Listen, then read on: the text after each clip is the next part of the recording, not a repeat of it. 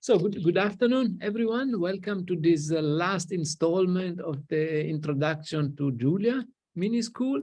Henri, I think you don't need an introduction anymore. People have seen you in action 3 times. Yeah. So please, if you would like to start, you're most than welcome to start sharing your screen. I'm very curious to see how the story ends. Yeah. Okay, so here we go. So I'm wanting to talk about HPC today. I have to say, I have to start by saying I'm out of my comfort zone today. I've very little experience of high performance computing, and I've always been slightly intimidated by it. So I went and I found out all that I could, and I want to just show you what I found. Just to set the scene a bit, I want to give my understanding of what high performance computing is.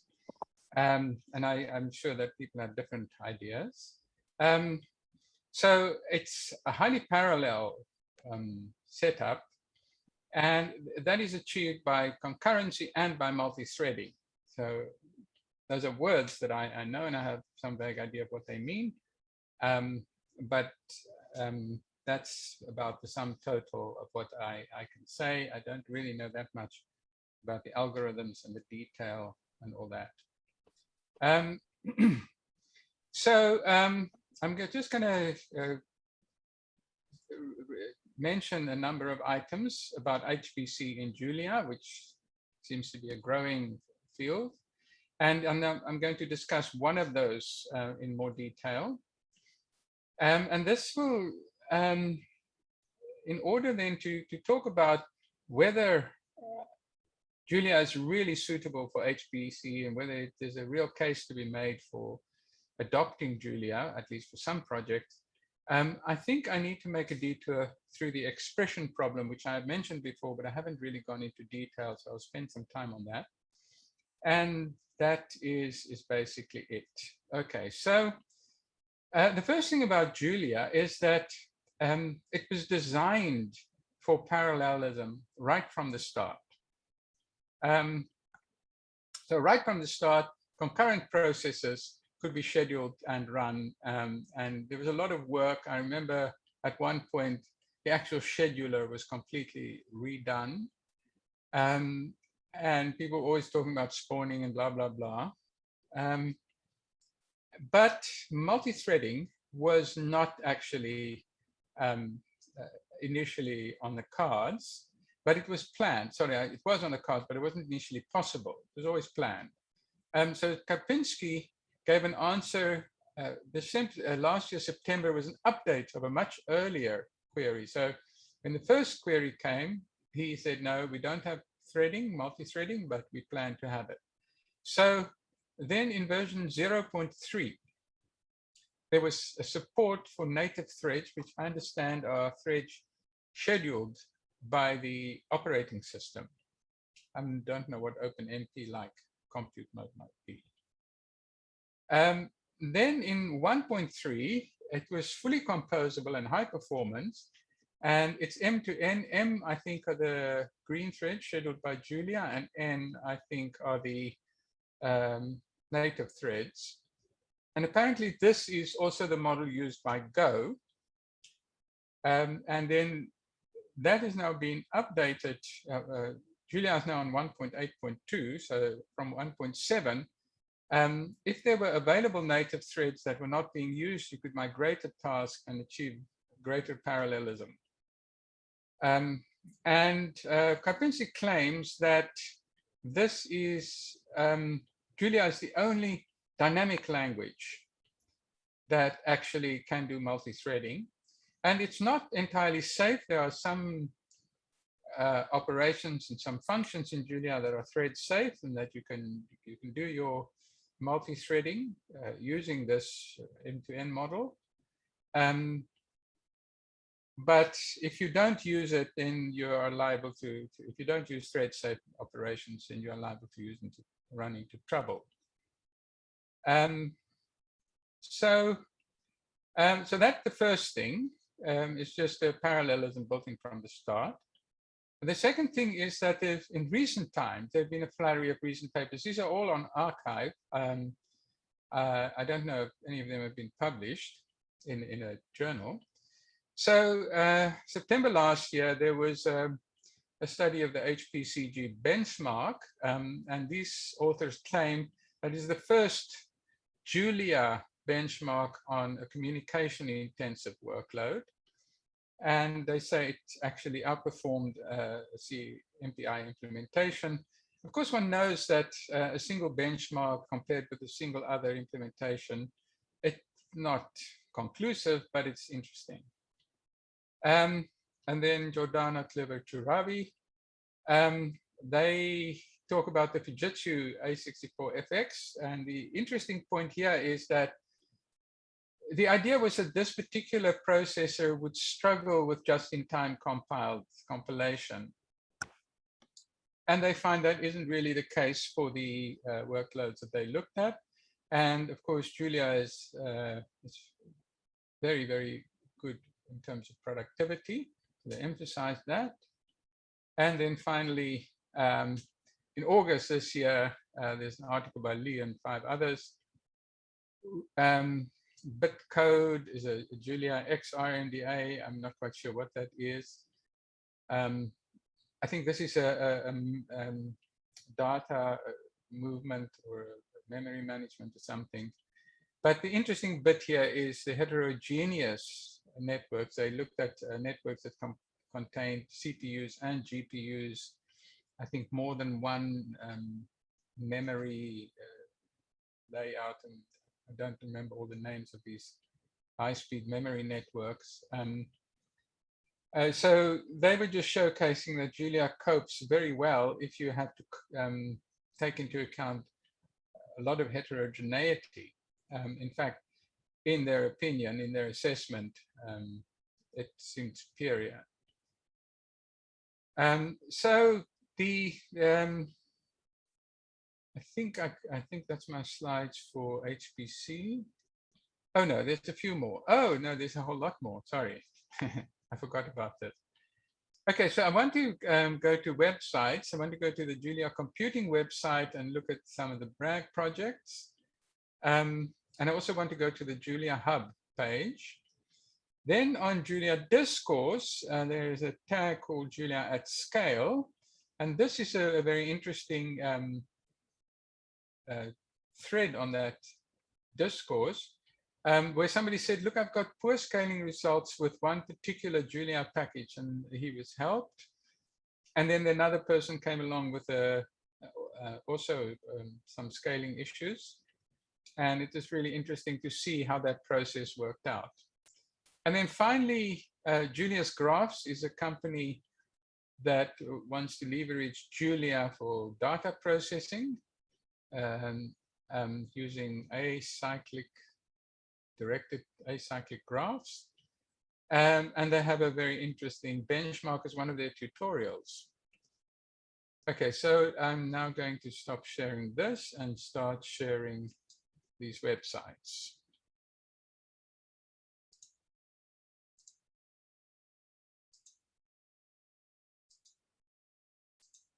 Okay, so this is the Julia Computing website, in which they brag about a lot of their projects that they're involved in. And I'm just going to scroll through this quickly to show that it isn't all science and engineering. So there is finance, there's quite a bit of finance. This, of course, pharmaceutics, toxicity. Here's a scheduling one. This is the Celeste project that I've spoken about before. More engineering, more science, again, some finance. Here's machine learning. Julia is doing well in machine learning, but don't think is really challenging the big players. More engineering and science, and so on. I'm not going to go through all of the sports performance. What I do want to talk about is, so this is the landing page for Julia Computing. And the main products of Julia Computing as a company are Julia Sim, Julia Sure, and Julia Hub. So Julia Hub is being given a blurb here: explore, build, run, scale, visualize, discover a seamless direct to cloud experience. It's not even proper English. Just want to show you what you can do in Julia Hub. I urge you to, if you're interested, to look at this little demo video, which is really interesting. But here you get two different kind of packages. I can't remember the pricing, but I think the pricing for Julia Hub as such is actually very reasonable. You don't pay a hell of a lot, and you can scale quite a long way. And you don't get all these support items. The interesting thing here is that you can ask for a very small amount of parallelism, small amount of memory, and then you don't pay much, and you can really test out your code and play with it. And then you can scale it up. You can do scaling experiments very slowly.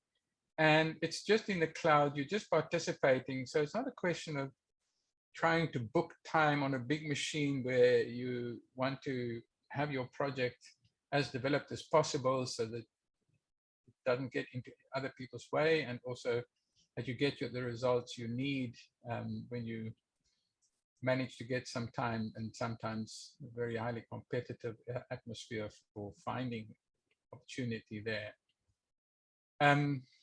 Okay, so that's Julia Hub.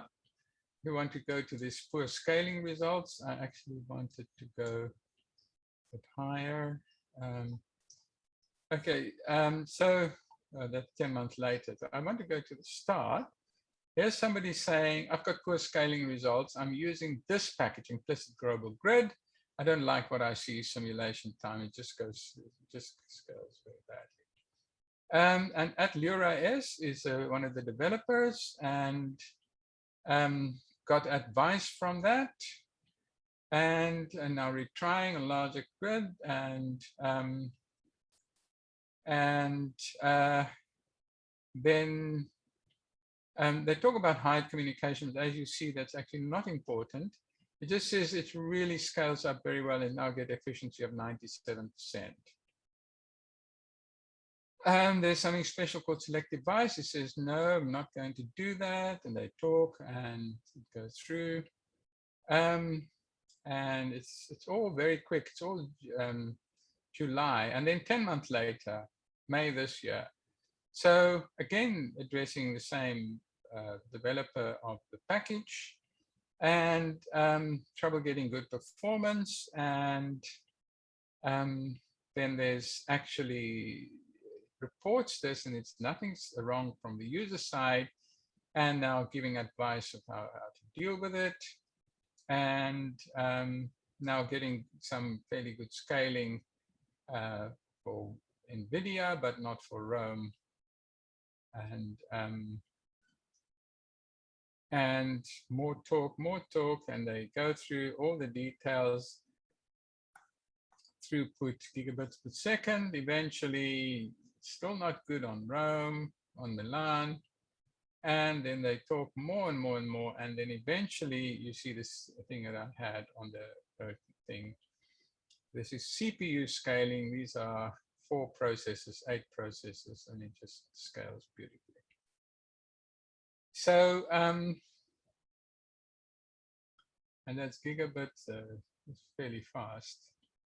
Okay, so finally, here is graph computing. So this is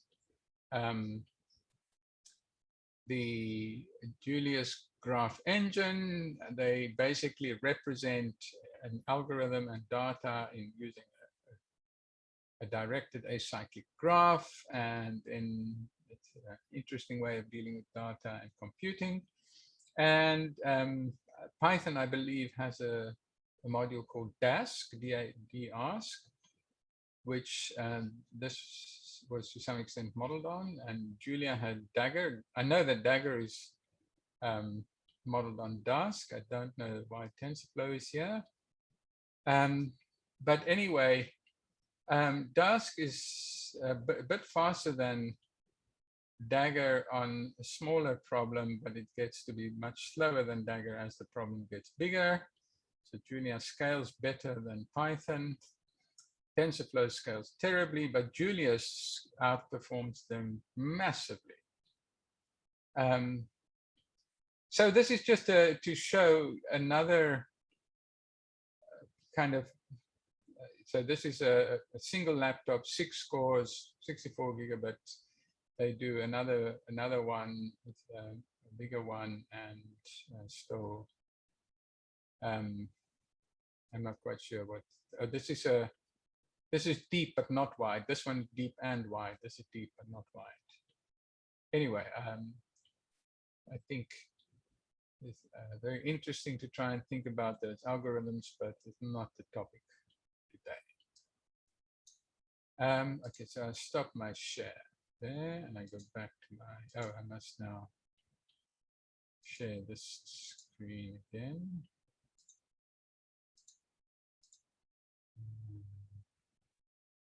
No, sorry.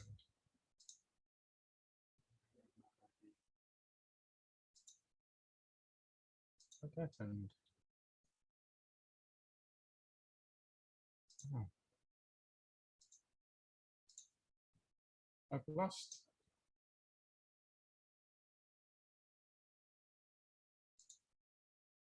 Ah.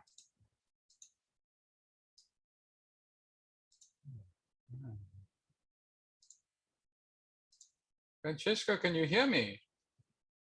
Yes, Henry, I can hear you. You're not see? sharing the screen at the moment. I think I've somehow lost the meeting. I can only see the Zoom item. I can't actually see the. Maybe it's in another window that you have opened somewhere. I've looked around. It's nowhere. Because I can see you. I can see you. Yeah. Zoom is still recording you. Yeah. I can. I don't have the control. I can't actually. So I'm still sharing my screen or not? No, you're not sharing your screen. You're not sharing. I must have somehow killed it rather. Let me see if I can. Do you see that little Zoom icon somewhere on your screen? Yeah, I do. If you click on that, maybe it leads you to the bigger version. No, it just gives me the Zoom cloud meetings, join a meeting, sign in. And behind it, maybe sometimes it moves behind some other app. No, I don't have it. Yeah,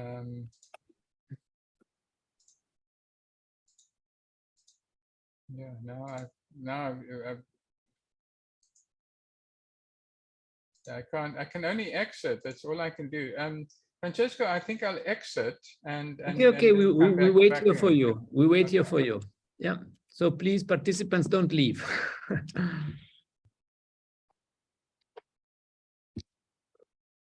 Please don't leave. Martin, are you around? Yes, hi. You can continue, Martin. You read the two Julia papers that you sent me this morning, so you should be able to speak 10 minutes about Julia. Yeah. Well, those are the two canonical papers. The others, the Alan Edelman, if you no, thank you very much. Really good papers. Here we go. Here's Henry back in command. Welcome back, Henry. Thank you. I just want to move my window to the other workspace. I'm a bit happier with it. And then I can share the talk. Okay. So this is what I've spoken about, all of these. I'll put all of these addresses in the accompanying document for the references. So now when I want to talk about Julia HPC, I want to go from the particular to the general. So I will start, I will talk only about a particular high performance computing project called the Climate Modeling Alliance, which is very ambitious, as you'll see in a little while. And I'm going to start with just the code from one file.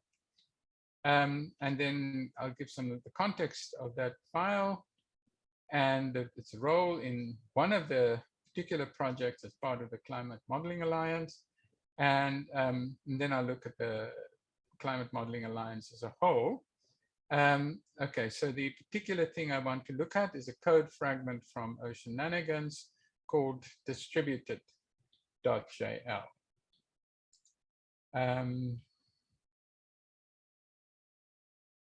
Where is it here? But now, oh, here we are.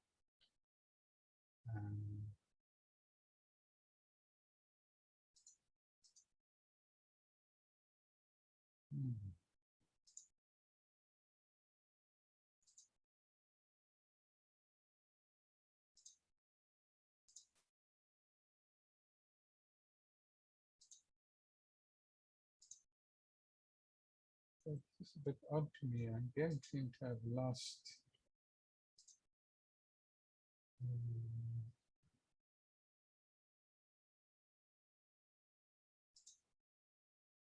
Francesca, I seem to have lost it again.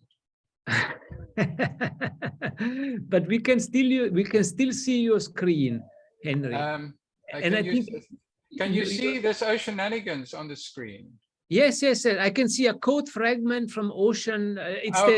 We can see good. your slides. Okay, good. So then I'm not going to worry too much. Right. So this is a .jl file, a Julia file. It's a module, and it does a lot of including. So the code, the real code, is in distributed utils, multi-architectures, partition assemble. You can see that this is a lot about distributed computing, and exports multi-arch, child architecture, reconstruct grid, halo communication, and so on.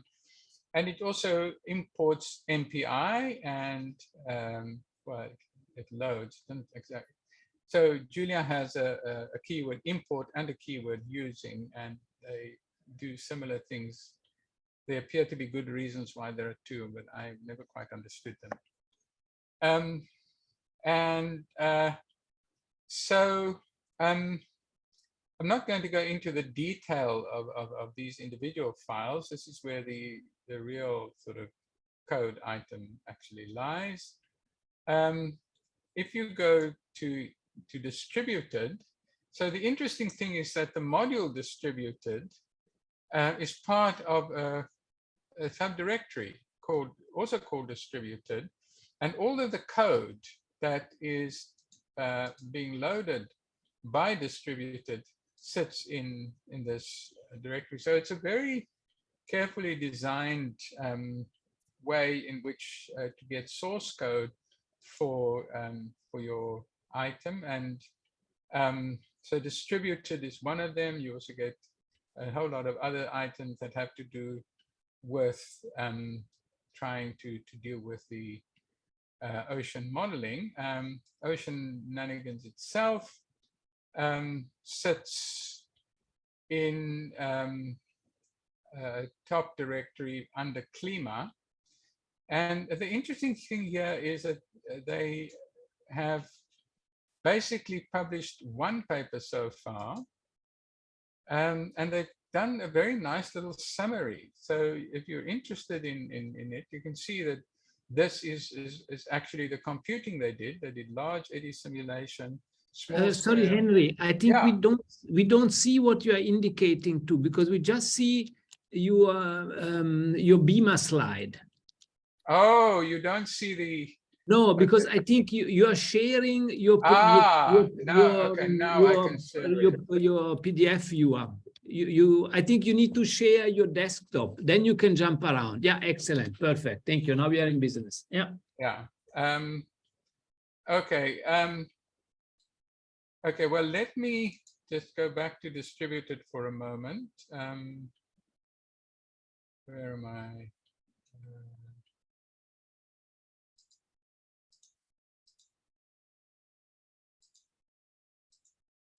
Oh, yes. So this was the original file I was looking at, a very short little file, includes these. They are in this subdirectory here, which has got the same name. If you go to the source, you'll see a whole lot of other subdirectories which are organized in the same way. And then if you go here, you can go to the paper. This is the top level for Oceananigans. And if you go to the paper, then it actually gives a quick summary of the whole paper, which has been published. The paper is basically to showcase Oceananigans. And so the example that they did is small-scale oceanic boundary layer turbulence forced by surface cooling in a horizontally pure upper layers well mixed by turbulent convection and bounded below by a strong buoyancy interface. So they actually managed to simulate what is quite often marine water body structure. So you can see that was the resolution 256 for 512 128. So it's really 256 to the third.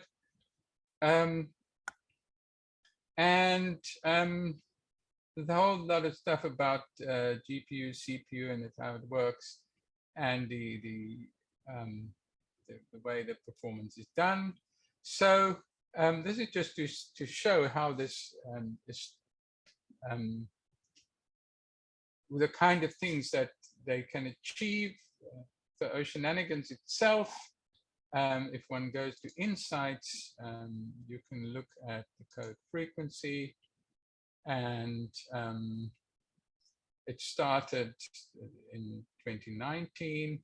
So it's really pretty quick that they were putting out, starting from scratch to get this done.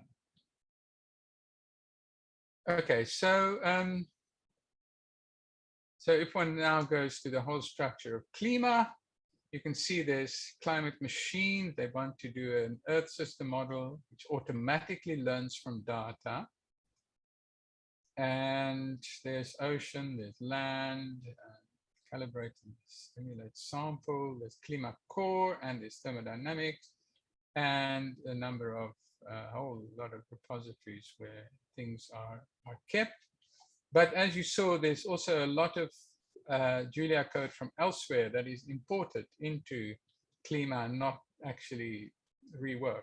You just say using this package or from that package import some functionality or types or both.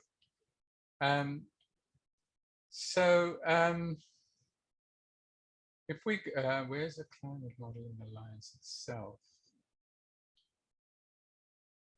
Yeah. So if we go to the climate modeling project, this is actually a really, really, really impressive and large scale project. They want to develop the first Earth model that automatically learns from diverse data sources.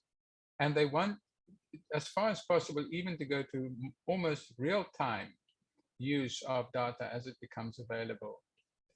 And a scalable platform, an open hub, and a number of these things. And all of it is to be done in Julia. And Oceananigans is what I'm aware of they've already done. I don't know how far it's gone, but it's Caltech, MIT, NASA. So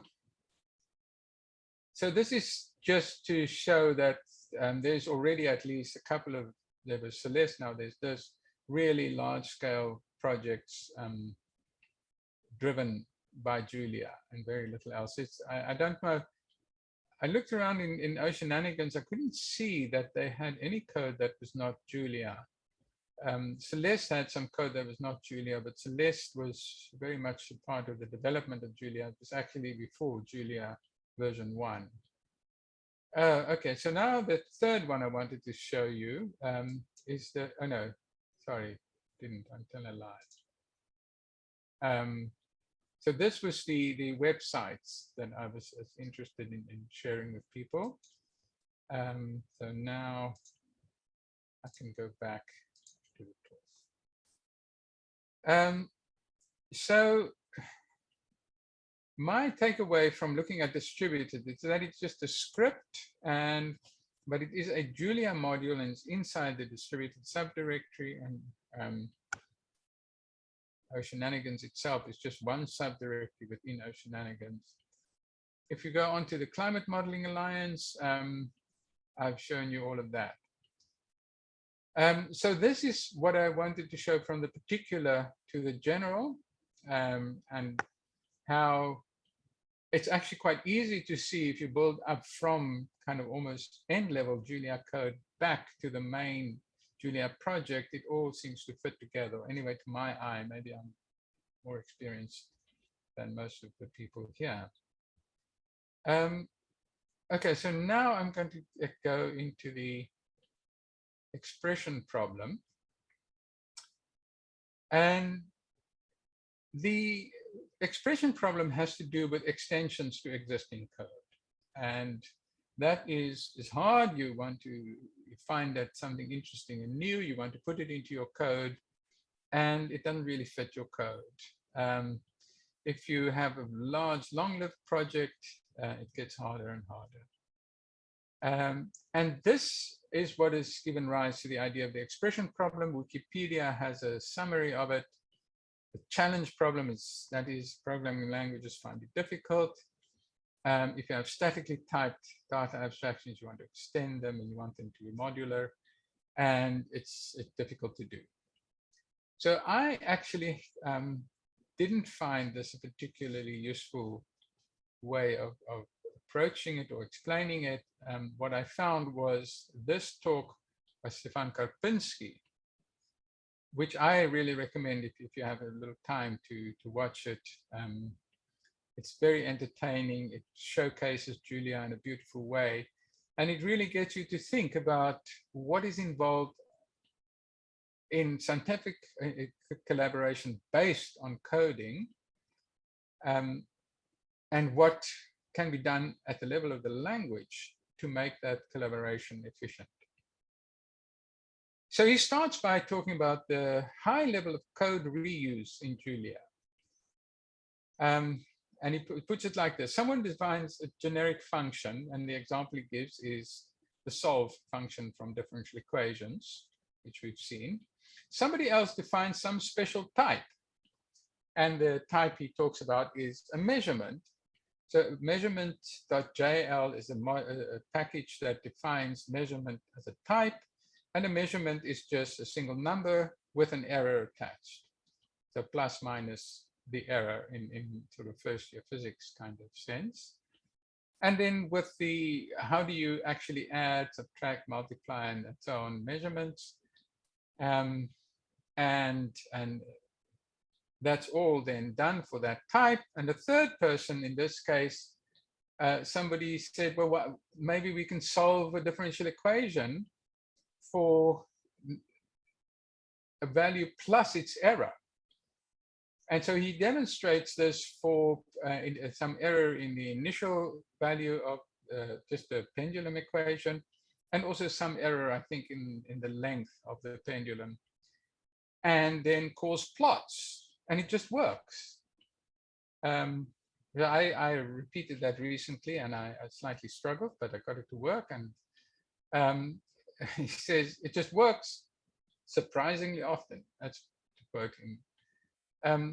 But this is the level of code reuse, and I didn't explore how that worked in Klima, in Oceananigans, but basically that sort of thing is happening there as well.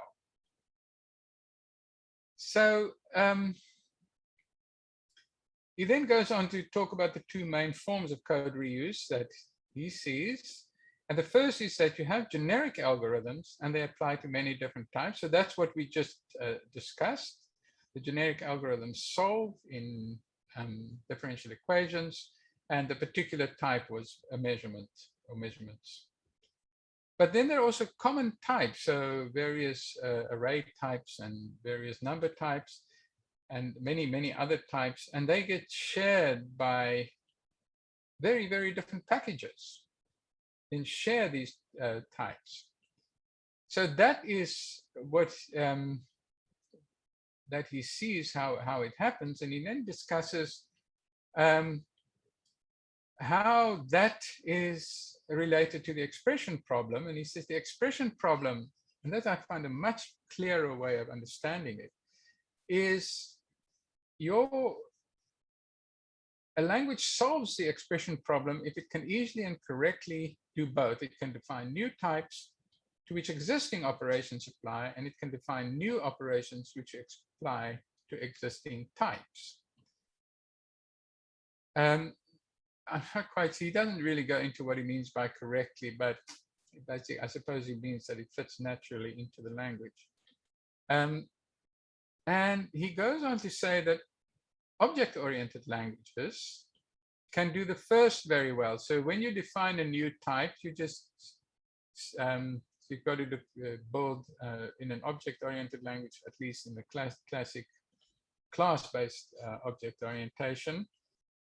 When you have a new class, then you just build in functions that already exist into that class.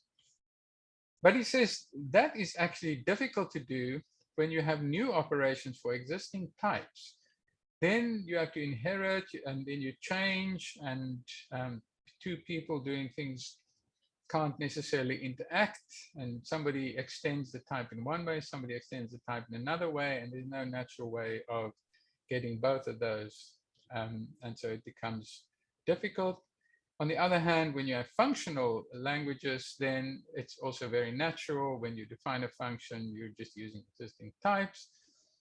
But then when you have new types in most functional languages, then the existing operations can't necessarily do them easily. And of course, the idea is that multiple dispatch, the Julian way, does both of these well. And so he says that the high level of code reuse in Julia follows from solving the expression problem. So the idea, therefore, is that when you want to extend your code in Julia, or you want to extend someone else's code in your way, it's easy to do it in a way that once you've done the extension, other people can also use your extension. And so I think possibly this explains why at least some Julia projects have been extremely productive. So I showed this graph earlier to show that Julia's high performance, as a high performance package, Julia can be put with these other three, but it has the amount of person years, and this, if you remember, was measured in terms of, so if one person did 2 commits in a week, then that was a person week, and then they were all added up and you got person years. And when you did it for these 3 projects, you had well over 100 or even nearly 200 person years for Julia under 25. And this kind of speed, I think the Celeste project went very fast, although that, as I say, was still during the development of the Julian language pre-version 1. The SciML projects I went on at great length, and they were produced extraordinarily fast. And now Shenanigans, I think, also very fast. And it looks to me as if the whole of the Klima project might go very fast, although, of course, that remains to be seen. So what you have is that Julia has immense ease of use, and there's a very high level of code reuse in Julia. And if you use Julia code only, then you don't have the thing that consumes a lot of time to make sure that your code bases in different languages interact very well. I think that can take a lot of time, but if you basically use Julia code only, or very nearly, then that doesn't take you so much time. Okay, so I think that maybe does explain why you get such a high level of productivity. Yeah, there are other things to do with development cycles and so on. It's not a simple story, but these are incredibly productive projects, and it may have to do with Julia's code reuse, which goes back to the Julian way of doing multiple dispatch. So before I go to the next one, multiple dispatch in Julia is not guaranteed to work very well. So the two things about it that Karpinski emphasizes is, the one is that generic functions are not optional. They are, all functions in Julia are generic. And the second thing is that the Julia community from very early on was setting a high standard of how to do multiple dispatch and not mess it up. So from the earliest stages of people writing lots of Julia code, there were kind of rules of thumb and guidelines, style guidelines, and so on, which meant that multiple dispatch has really not been abused in the Julia code base to any extent, as far as I'm aware. But apparently it is possible that it could have gone wrong. And so the kind of examples being set and the guidelines being given that managed to prevent that. So now, do we have HPC calling? And this is one of my favorite lines from Mad Magazine. I don't know how many other people around here remember Mad Magazine. So there are still gaps. The main gap is the memory management. So the garbage collector is not yet parallelized. Apparently there is some promising developments, but I think this can definitely be a bit of a bottleneck at times. Obviously, the successful projects have found ways of dealing with that. But on the other hand, I would say that Julia hits very many sweet spots. So writing the code is very quick and pleasant. You don't have endless boilerplate and things, and maybe you just pull up Copilot, but there are some, I have some slightly, I suppose, political or moral objections against Copilot. Development can be extremely fast. So that's also a very good item in Julia's favor. It's not actually difficult to learn to optimize code. It's not trivial, but you don't have to be an absolute Julia whiz to learn how to optimize code or to get 90% of possible optimization. We've seen this question of extending code. It just works surprisingly often. Which means that collaboration and development is easy, and people can really work in parallel rather than have to backwards and forwards and wait for each other. Similarly, the parallelism is in the language, and the multi-threading is also there now. So I'm told, I don't have experience of what differences make, but I'm told by people who have experience with languages that had parallelism bolted on after they were well established, that the Julia experience is a lot nicer. And then there's Julia Hub, where you can do all sizes of experiments very, very easily and directly. So my summary is that Julia is not only easy, generic, and fast, but it is also highly scalable, and it maintains the easy, generic, and fast even as it scales. So that's what it says on the label. But also, you get the bonus that development in Julia can be extremely fast. And I think it probably does all come down to the way the Julia language has managed to implement multiple dispatch. Okay, so now what? I wanted to say thanks. Well, thank you very much anyway. Yeah, thank you, Henry. It was a fantastic introduction to Julia and its tricks and its uses, its advantages. It was really, really interesting, informative, and enjoyable. So thank you so much. Yeah. Great. And